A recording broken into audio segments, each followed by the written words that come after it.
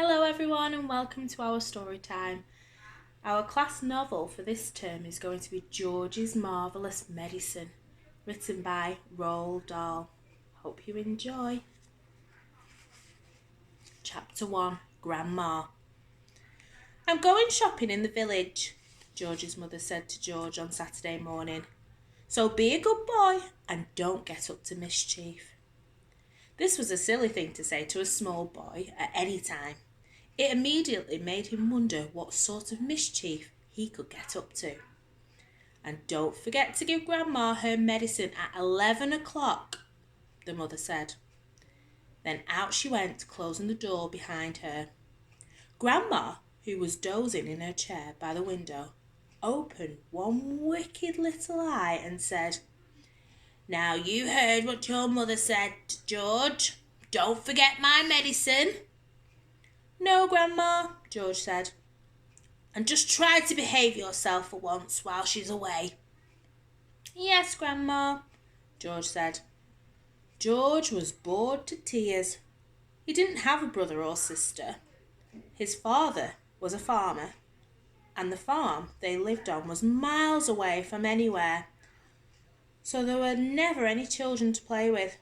He was tired of staring at pigs and hens and cows and sheep. He was especially tired of having to live in the same house as that grisly old grunion of a grandma. Looking after her all by himself was hardly the most exciting way to spend a Saturday morning. "You can make me a nice cup of tea for a start," Grandma said to George. "That'll keep you out of mischief for a few minutes." "Yes, Grandma," George said. George couldn't help disliking Grandma. She was selfish. She was a selfish, grumpy old woman. She had pale brown teeth and a small, puckered-up mouth like a dog's bottom. "How much sugar in your tea today, Grandma?" George asked her. "1 spoon," she said, "and no milk." Most grandmothers are lovely, kind, helpful old ladies, but not this one. She spent all day and every day sitting in her chair by the window, and she was always complaining, grousing, grouching, grumbling, griping about something or the other. Never once, even on her best days, had she smiled at George and said, "Well, how are you this morning? How are you this morning, George?" Or "Why don't you and I have a game of snakes and ladders?" Or "How was school today?" She didn't seem to care about other people, only about herself. She was a miserable old grouch. George went into the kitchen and made Grandma a cup of tea with a tea bag. He put 1 spoonful of sugar in it and no milk. He stirred the sugar well and carried the cup into the living room. Grandma sipped the tea. "Ugh, it's not sweet enough," she said. "Put more sugar in." George took the cup back into the kitchen and added another spoonful of sugar. He stirred it again and carried it carefully to Grandma. "Where's the saucer?" she said. "I won't have a cup without a saucer." George fetched her a saucer.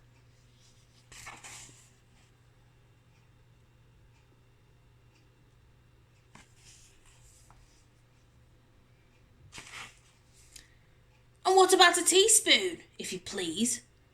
"I've stirred it for you, Grandma. I stirred it well." "I'll stir my own tea, thank you very much," she said. "Fetch me a teaspoon." George fetched her a teaspoon. When George's mother or father were home, Grandma never ordered George about like this. It was only when she had him all on her own that she began treating him badly. "You know what's the matter with you," the old woman said, staring at George over the rim of her teacup with those bright, wicked little eyes. "You're growing too fast. Boys who grow too fast become stupid and lazy." "But I can't help it if I'm growing fast, Grandma," George said.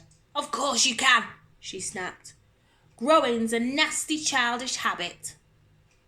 "But we have to grow, Grandma. If we didn't grow, we'd never be grown-ups." Rubbish, boy, rubbish, she said. Look at me. Am I growing? Certainly not.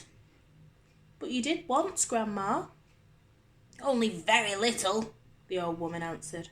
I gave up growing when I was extremely small, along with all the other nasty childish habits like laziness and disobedience and greed and sloppiness and untidiness and stupidity.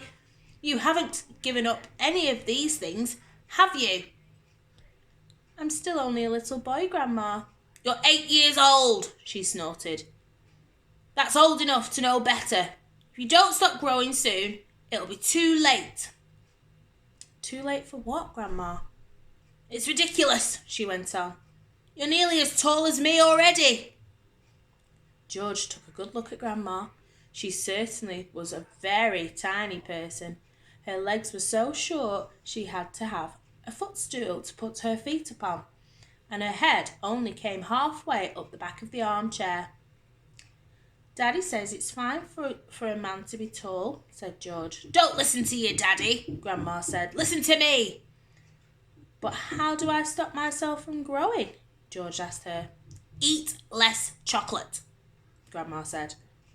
Does chocolate make you grow? It makes you grow the wrong way, she snapped. Up instead of down. Grandma sipped some tea, but never took her eyes from the little boy who stood before her. Never grow up, she said. Always down. Yes, Grandma. And stop eating chocolate. Eat cabbage instead. Cabbage? Oh no, I don't like cabbage, George said. It's not what you like or what you don't like, Grandma snapped. It's what's good for you that counts. From now on, you must eat cabbage 3 times a day. Mountains of cabbage. And if it's not got caterpillars in it, it's so much the better. Ouch, George said. Caterpillars give you brains, the old woman said. Mummy washes them down the sink, George said. Mummy's stupid as you are, Grandma said. Cabbage doesn't taste of anything without a few boiled caterpillars in it. Slugs too. Not slugs, George cried out. I couldn't eat slugs. Wherever I see a live slug on a piece of lettuce,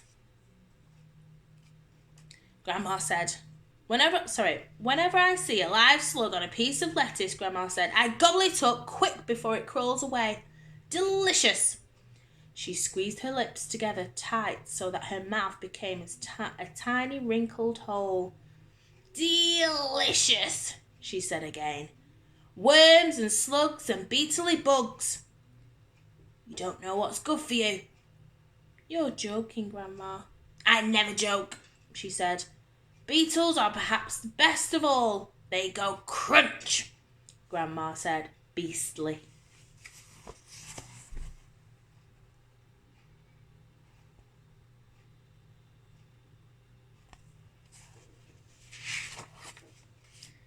The old hag grinned, showing those pale brown teeth.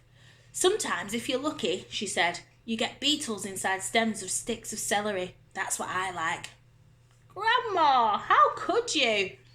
You find all sorts of nice things in sticks of raw celery, the old woman went on. Sometimes it's earwigs. I don't want to hear about it, said George. A big fat earwig is very tasty, Grandma said, licking her lips.